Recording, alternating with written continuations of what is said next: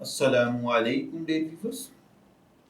हमारा आज का टॉपिक है रिश्वत देकर डिग्री हासिल करना।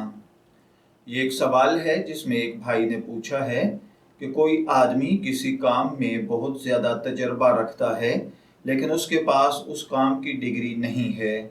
अब ये तजर्बाकार शख्स पैसे देकर उस काम की डिग्री हासिल करना चाहता है। इस काम का शरई हुक्म क्या है? देखिए भाइयों और बहनों, याद रखिए, पैसे देकर डिग्री हासिल करना जायज़ नहीं है। शरन ये रिश्वत के ज़ुमरे में आता है और रिश्वत का लेना देना दोनों हराम हैं।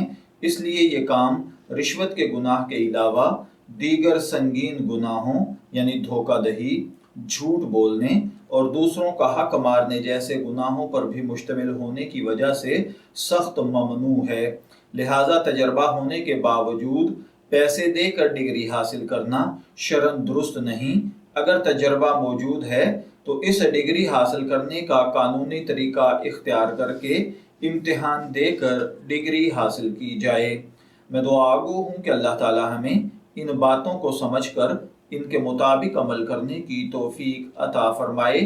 शब्बीर अहमद को इजाज़त दीजिए, फिर हाजिर होंगे किसी नए टॉपिक के साथ।